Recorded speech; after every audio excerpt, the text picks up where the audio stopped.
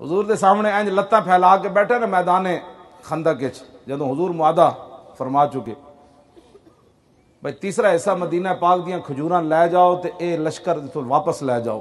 عیینہ بن حصن بیٹھا سردار، معاہدہ ہو گیا۔ اس دوران حضرت اسید بن عزیر آئے تے لتاں حضور دے سامنے لمبیاں کیتی بیٹھا عیینہ بن حصن، تے صحابی رسول آندے نال ہی نہیں شکر ہے معاہدہ ہویا، جان چھٹی۔ کیوں جی؟ اے نہیں کہ تھوڑی جی ٹانگ ادھر کر لے نا، تھوڑی تھوڑی ادھر کر لے۔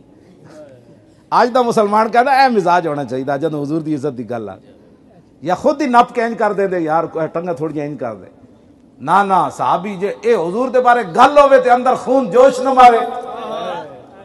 حضرت اسید بن عزیر آندے کی فرمان لگے آئن الحجرس اتمد رجلک بین یدی رسول اللہ، فرمایا بندر دی اکھاں والے بندرا،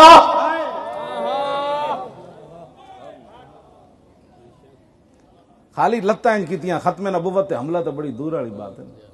آج اسی ختم نبوت تے پہرا دیتا تے مجرم ہو گئے۔ ہاں جی ہاں، اے تے صرف انج لتاں لمیاں کیتی بیٹھا سی تے کافر سی، تے آپ نے فرمایا تو حضور دے سامنے لتاں لمیاں کیتی بیٹھا، فواللہ لولا مجلس رسول اللہ لانفذت جنبک بہذا الرمح، جے مینوں حضور دا حیا نہ ہوندا میں تیرا ڈھڈ پھاڑ دینا سی۔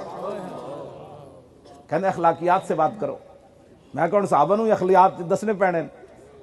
صحابہ 14ویں صدی دے مسلمانوں کو سکھ دے بھائی حضور کے بارے میں بات عزت پر کیسے کرنی ہے۔ تے دوسرا تو ترجمہ ہو ہی نہیں سکتا، لانفذ تو خصیت ایک، ایدا ترجمہ تے کوئی بھی نہیں کرے گا، کوئی بھی قیامت تک تانوں ترجمہ ایدا کر کے نہیں دسے گا۔ صحابی ایڈی ڈاڈی گل کیتی جلے تانوں پتہ میرے آقا دے سامنے کیتی۔ لو جی میں جس اسلام دیاں گلاں کرنا وہ اسلام کیوں جا، اے معاہدہ جناب لکھیا جا چکیا۔ تے سعد بن معاذ آ گئے جنہاں تے اوس والے فخر کردے ہوندے سن۔ کیوں جی؟ خندق دے موقع تے آپ نو تیر لگیا۔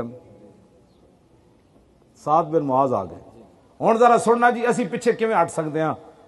صحابہ نا خندق وچ پتہ کی ہویا، ہنالک ابتلی المؤمنون وزلزلوا زلزالا شدیدا۔ اللہ تعالیٰ فرماندا میرے حبیب خندق والے دن تے اسی تواڈے غلاماں نوں نچوڑ کے رکھ دتا سی، پیٹ تے پتھر باندھتے، حضور نے مٹی چوائی تے خندق کھدوائی۔ سعد بن معاذ آ گئے، سنو جی اے اسلام بیان کرو نا تاکہ بڈھے بھی جوان ہو جان، تاکہ ساڈے منڈے تیار ہو جان سمندراں وچ گھوڑے سٹنے۔ ہاں جی سعد بن معاذ آ گئے، فقال سعد یا رسول اللہ انا کنا وہؤلاء علی الشرک وعبادت الاوثان لا نعبد اللہ ولا نعرف ہم لا یطمعون ان یاکلوا من مدینتنا تمرۃ الا قرا او بیعا۔ ایتھے تک ذرا ترجمہ سنو پھر اگلا۔ یا رسول اللہ آپ نے اسے معاہدہ فرما دیا ہے کہ ہم تیسرا ایسا مدینہ پاک کی کھجوریں ان کو دے دیں گے۔ یا رسول اللہ یہ بھی مشرک تھے، ہم بھی، نہ ہم رب کو جانتے تھے نہ کبھی عبادت کی تھی۔ یا رسول اللہ اس وقت بھی ان کی جرت نہیں تھی کہ ہمارے شہر کی ایک کھجور بھی مفت لے جائیں۔ یہاں ایک صورت تھی کرانہ و بیان، یا تو مہمانی کے طور پر ہم ان کو کھجوریں پیش کرتے تھے یا خرید کر لے جاتے۔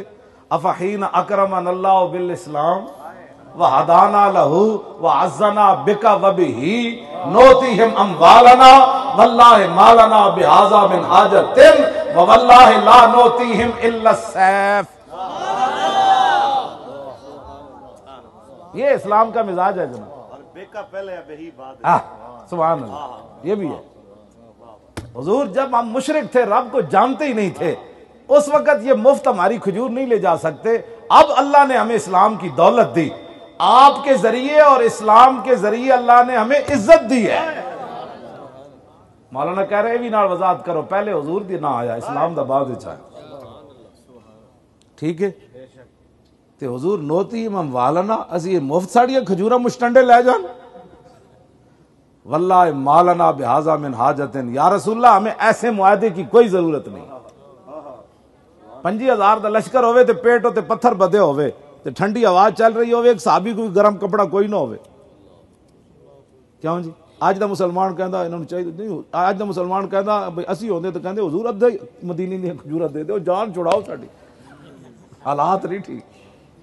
تو صحابی کی کہندے اے تے وہ نا میں معاہدہ گیا تے انہوں جدو گل کرن لگے فرمایا واللہ لا نوتی الا السیف، فرمایا معاہدے نے پترا اٹھ اے تلوار تینوں دے سکتے ہیں جا